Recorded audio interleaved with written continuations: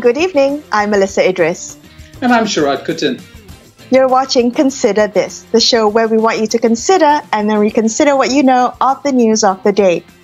The 2021 school year for Malaysia has commenced as students and teachers adapt to online classes and home-based learning.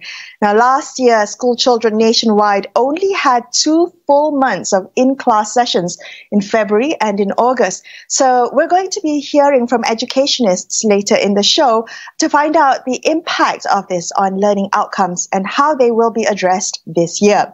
Now, as for the students, 2021 will no doubt be incredibly challenging, especially those who are facing major examinations this year. Let's hear firsthand the challenges they're facing. Nurul Rifayah Muhammad Iqbal is sitting for the SPM examination this year. Now, Nurul Rifayah, welcome to the show.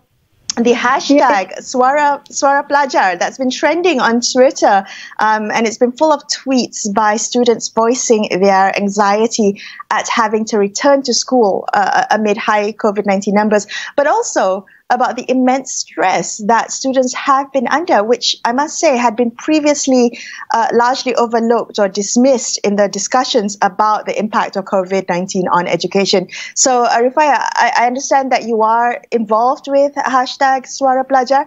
What are you worried about most in terms of this schooling year and exams? Right. First of all, hi. Thank you guys for having me today. So, you're welcome. One of the things that I'm really worried in terms of schooling and exam is, I would say, COVID infection, and also, latest news that we received today in Kuantan, 86 Mora Junior Science College candidates in Lipis have been placed under quarantine after a student tested positive COVID-19 yesterday. So other than that, I would say mental health conditions, because I also receive a lot of DM from SPM candidates that they have to take medicine almost every day, and obviously sleep between. Yeah. Rifai, could you help us understand, both Melissa and I are long past our schooling age, but I think we still remember the pressures of exams. So that's not new, right? Pressures are always going to be there. What's different about pressures now around exams with the special conditions that you have to kind of work with? I think the pressure itself is because of most of SPM candidates have a family problematic issues. And not as that, I also receive lots of DM from most of the SPM candidates that some of them need to work just because of they have to support their family, because of their parents has lost their job. And other than that, because of they have a problem because of since the pandemic started, everything's online. Online classes started from nothing to something, and then not just that. I would say that they have to share their gadgets with their family. So yeah, that's the pressure that most of SPM candidates been through.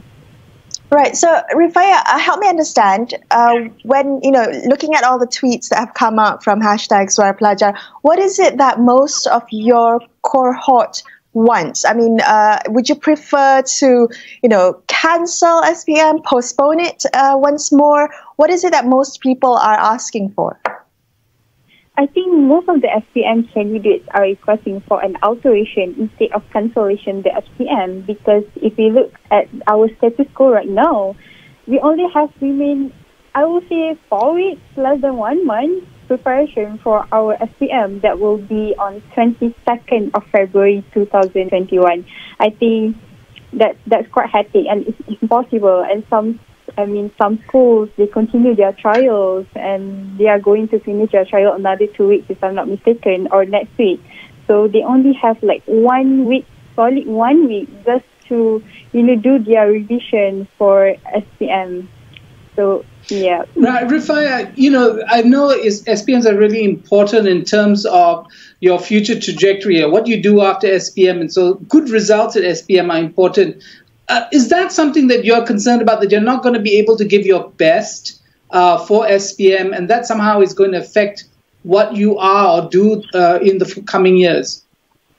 Yeah, definitely. I think most of the SPM candidates really worried about what going to happen after the SPM itself. You know, what happened if my result is not that really good? What happened if, you know, if the government do the alteration instead of the SPM itself? What happens when you know, there's some of the students, they prefer to work after SPM rather than continue ataupun pursuing their study on university or high institution.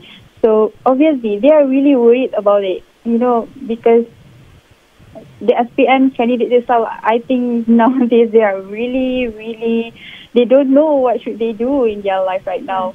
So, understood. I can completely understand the uncertainty. Rifayah, thank you so much for joining us on the show and sharing some of your experiences and your peers' experiences. Thank you for your insights and all the best for your exams. Thanks for your time. We're going to take a quick break on the show here and consider this, but in just a few minutes we will speak to educationists for their perspective. Stay tuned.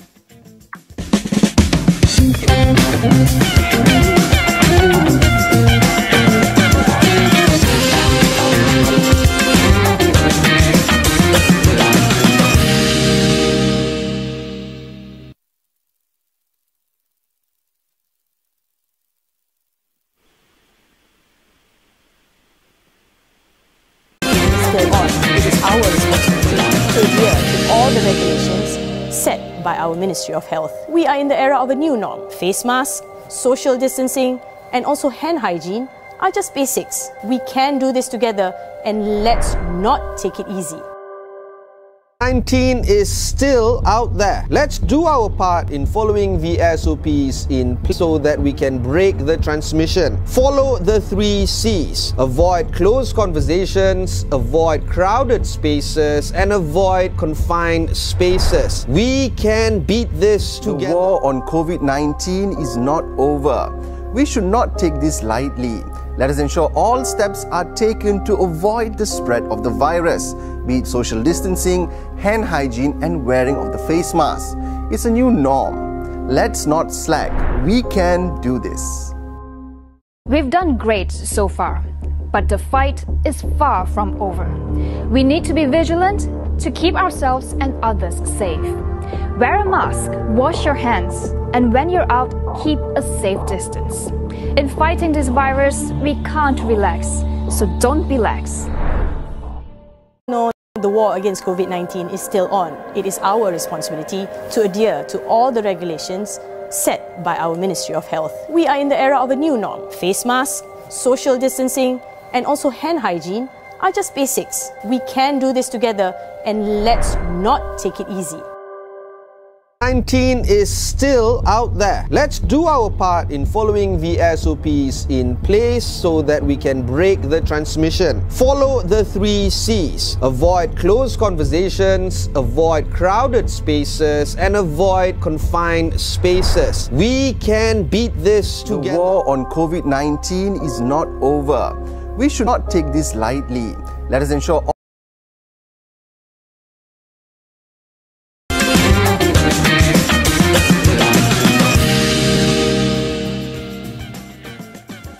Hi, welcome back to Consider This. I'm Melisa Idris. With me is Sharaad Kuttan. Let's continue our conversation about the start of the academic year as some students have returned to the classroom while others continue with home-based learning. Joining us on the line now, we have Professor Ganakumaran Subramaniam. He's the head of the School of Education at the University of Nottingham, Malaysia. Gana, good evening. Now, schools have been closed for the most part of last year, and the Ministry of Education has had most of the year to prepare for the start of this academic year. This is our second year into the pandemic. So, what do you think we've done to address some of the challenges of blended learning that were identified throughout last year? First of all, thank you for having me back on the show. I'm delighted to be here and to share some of my thoughts. And I think this is an excellent question. So we've had a year now of this experience, particularly after we started to try and open schools in July last year, and then we had to shut down again. And there was enough opportunities for us to gather data and learn, from from that data from schools in terms of what are the challenges faced by teachers and students, and prepare ourselves for this year. And I was quite interested actually to find out. In fact, before school opened, I contacted heads of schools, and I also contacted friends who were teaching in schools to find out, okay, so how different is this going to be? How different is the new year going to be in terms of returning to school? I mean, this was even before the current shutdown. And I found that generally it remains status quo. This is my, general impression is that the SOP that was given to schools in July last year were handed back to the school again this year, perhaps with minor refreshers. And largely, the responsibility was left to schools to decide how to manage teaching and learning and how to manage, the needs of students. So a phrase that kept repeating itself in that document is, do your best, right? Buat yang terbaik, as it were. So, and my question is, and I thought to myself, and because I also work with one school, I'm chairman of a board of a school, St. Paul's Institution in Seremban, and I asked, people in school in terms of how did they prepare themselves and how they're looking forward to, the year ahead. And the schools have made their own effort, and this is credit to the school heads and the teachers themselves. And it seems as if a lot more autonomy has been given to schools. But I think, with that autonomy, needs to come. It needs to come along with guidance. It needs to come along with support. It needs to come along with, ideas of how to deal with this. Because what we need to understand is this is new. This is new for everybody, and therefore, people need this guidance and need this support in terms of how to manage the situation. Can I ask? Sorry, can I interject? You talk about more information and SOPs perhaps created in the early part of the pandemic. Is that data that you talk about, one, publicly available? Two, is it driving policy decisions? I mean, are they collecting information but not actually using it in terms of changing SOPs or innovating in terms of how the structure of the school is in order to either deliver the education or to make the schools a safe zone? Okay, one thing we need to understand is that whatever data that the ministry or the government has collected and the policies that they have come up with, to look forward to, sort of progressing education in 21, this information is not or should not be private just to the schools. It should be a public information so that parents, so that society understand where education is heading. What are our plans? What's going to happen? Rather than, just leave it to individual schools to communicate, to their stakeholders or the parents and the students, and then students and parents then comparing. If they had two children, one child in school A and another child in school B, and they say, how come school A is doing this and school B is not doing this? So I think that there needs to be greater transparency, greater communication to parents in terms, so what is the approach? How are we going to deal with education now? So that there is greater understanding and greater support from parents for this. And what I find now is that the teachers in schools are under tremendous pressure because parents' expectations, or at least the parents who are from the middle and upper bracket, their expectation has risen. I think perhaps out of frustration of lost time of their children's learning. Right. And speaking about that lost time, Gana, I want to ask you about that study that was done by Khazanah Research in 2018. It found that despite Malaysian children, despite going to school for an average of 12 years, that they only received 9 years worth of meaningful education.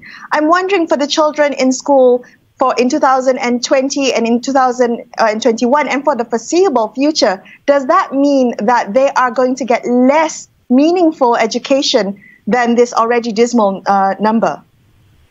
That's definite. That's definite. I think it's not just for Malaysia. It's globally, the statistics is there that this lost time is real, and it is different for different class of learners. Meaning, children who come from underprivileged backgrounds are going to lose far more than children who have access to technology, who have access to resources, who are able to, connect and learn in multiple ways, either directly from the school or, through other sources of learning. Because, parents do find other sources for their children to learn, because tuition, for instance, has been, very agile. The whole tuition system has been very agile. In the alternative education system has been very agile, and people have moved online, and tuition is taking place online. And of course, you need to afford it. All these additional alternative learning. And so, what research is showing is that children already, before the pandemic, we had disparities in the kind of learning environment. So children with underprivileged background were being left behind. There was a gap. There was already a gap. But now the gap has widened.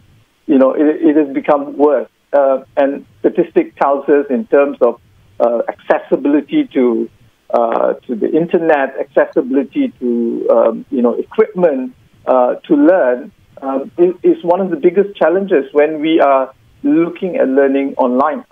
Of course, sorry again to interrupt you.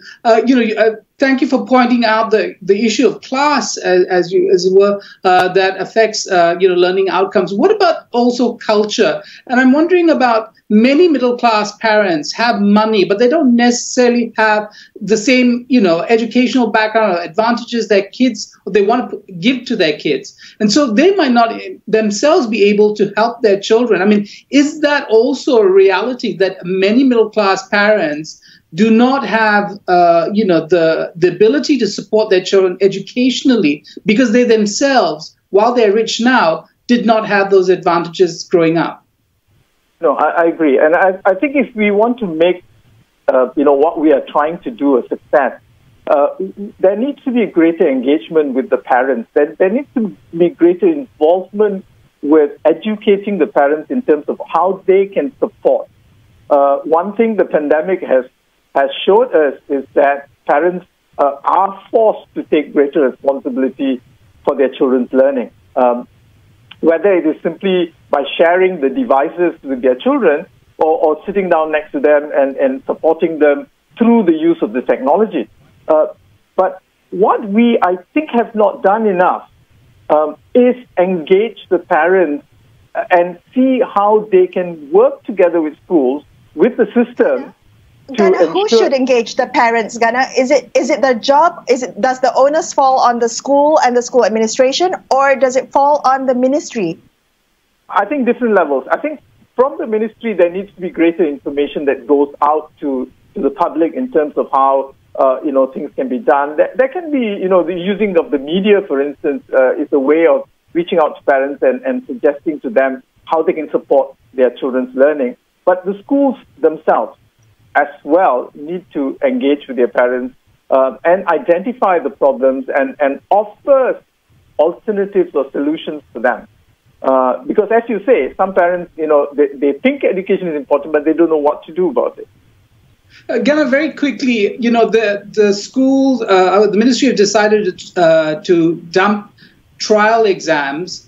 What are your thoughts of that? I mean, is there something that's going to be lost in the elimination of trials, or is this a situation where we can discard all practices that have little value in streamlined education?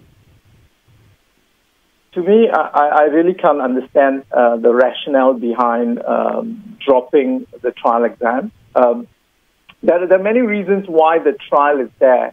It is an exam that is used to benchmark the learners, their learning at certain point, and then use it as a diagnostic to help students to improve, or for the students themselves to identify areas that they need to work on in preparation for the final, for the actual exam.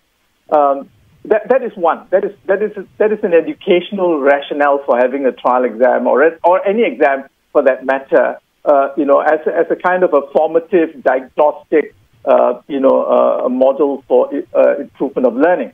The other aspect I think we need to also think about is that because SPM has been delayed so far, what's going to happen is students are going to be struggling in terms of how and when they apply into universities.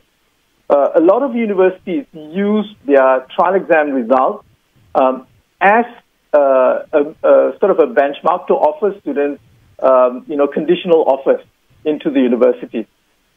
Now, without the trial, we are taking away that option. The other thing we are also taking away is that how does the student then, he sits for the SPM exam and he gets his grade, but how does he compare, how does he justify those grades if he does not have other assessments to say, okay, I think something went wrong in my SPM exam because, I seem to have done quite well in other assessments. And the whole of last year, I am quite sure, there were very little assessments to fall back as guidelines in terms of benchmarking or identifying student progress. Right. Well, Gana, excellent points. Thank you so much for joining us on the show tonight. We really do appreciate those insights. We're going to take a quick break, but we will be back with more on this topic. Stay tuned.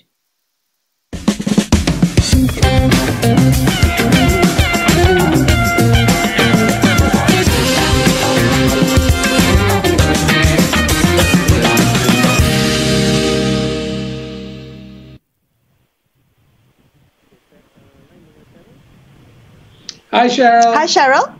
Hi. COVID-19 is still on. It is our responsibility to adhere to all the regulations set by our Ministry of Health. We are in the era of a new norm. Face masks, social distancing, and also hand hygiene are just basics. We can do this together, and let's not take it easy. COVID-19 is still out there. Let's do our part in following the SOPs in place so that we can break the transmission. Follow the 3 C's. Avoid closed conversations, avoid crowded spaces, and avoid confined spaces. We can beat this together. The war on COVID-19 is not over. We should not take this lightly. Let us ensure all steps are taken to avoid the spread of the virus, be it social distancing, hand hygiene, and wearing of the face mask. It's a new norm. Let's not slack. We can do this.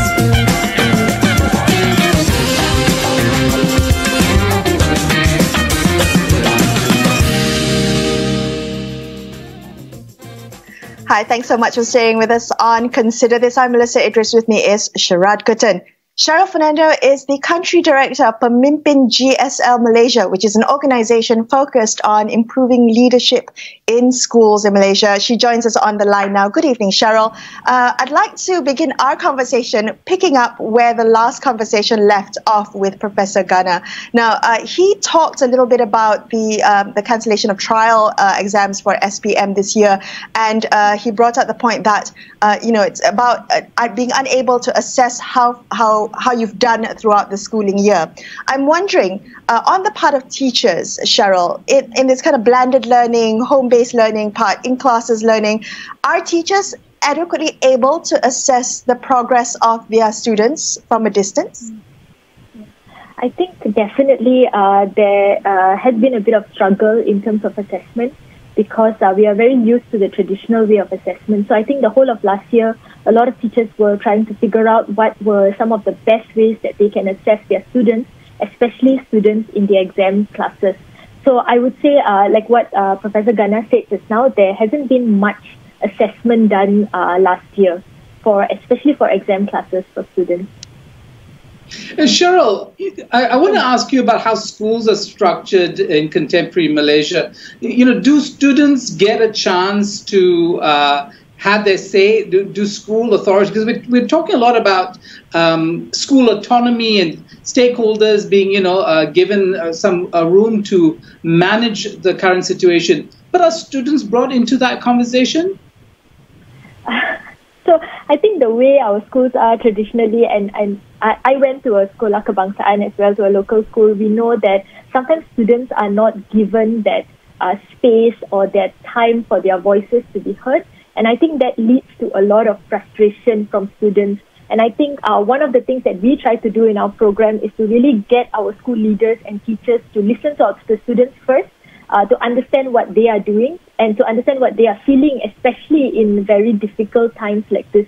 So I think in pockets, there are attempts from teachers, from individual teachers, to listen to their students, to understand what they are doing. But on a whole, I think we do very little in terms of understanding our students, which, they are our biggest stakeholder in this whole education system. Right, definitely. And I would have to say, though, last year, there were voices that brought up some of the concerns. We did hear students raise their hands and say, I'm struggling, and these are the issues. I have to share devices, I have none, or I have limited internet at home, I have an unconducive learning environment in my home, or, I have a lack of interest, or I have an inability to absorb what's being taught. These are some of the voices of the feedback that's coming from students. I'm wondering, in our second year of the pandemic, in the time that we've had to prepare to address some of these issues, what has been done, Cheryl, from your point of view? Yeah, I think one of the things that worked last year is getting used to online learning. So you would know that this year, a lot of teachers, when school started and they started their online learning, they found that students and parents as well, were much more ready, were much more comfortable to doing it, and teachers as well. Over the last year, they have learned different strategies on how best to do online learning. They have created their own YouTube channel, and all of this, whatever we have learned last year, is coming into practice this year. So I think that is some of the things that have been effective because we knew that this is not going to be something short-term and online learning will be the normal. I think the only thing that we still haven't addressed is the issue of access. So we know that we have over 1.5 million students who are not connected to data or devices. And I think that's that missing part. We still haven't figured out how we are going to reach to this 1.5 million students who do not have access. Cheryl, the economist Jomo Kwame Sundram, made a comment recently saying that there is this unhealthy emphasis on digital learning when, in fact, analog systems or, television and radio could be much better utilized because of its almost universal accessibility for students. What do you make of that suggestion by Jomo about really utilizing television much more or radio?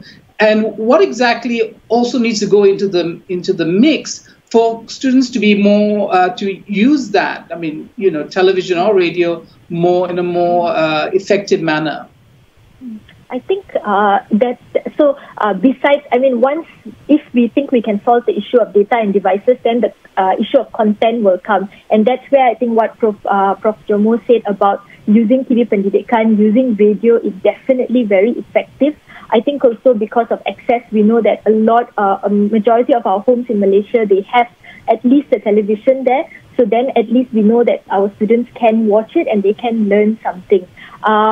So I would say that the other alternatives that we can look at is different ways of opening schools. So it doesn't have to be the ultimatum. It doesn't have to be everyone come back to school, exam classes come back to school, or school is completely shut. Other countries look at a staggered schooling approach. They look at opening computer labs only for students who don't have access. So there's actually many different models that we can try to employ instead of just thinking that school has to open or school has to close. Are we trying them, Cheryl? Yeah. So for now, I think at least we have started with the Form 5 classes, with the exam classes. So that is a good start. And from there, I think then we should move into schools. So we have a lot of sekolah kurang murid in Malaysia. And if a class has like 6 students, and these sekolah kurang murid, usually they are in underserved areas, or if they are in rural areas, then we can consider giving that prerogative to the school leader to decide that, okay, I want to open this class because there's only 6 students there and they can come to school, and we know that we can maintain the SOP and for students to be socially distanced throughout that time. So I think we cannot just rely on that one fixed method of coming or not coming, but try to employ all these different things that are available, and other countries have done it and it has been successful. Wonderful. Well, Cheryl, thank you for your time. We really do appreciate you bringing up those insights tonight. That's all we have for you on this episode of Consider This. I'm Melisa Idris. And I'm Sharaad Kuttan, signing off for the evening. Thank you so much for watching, and good night.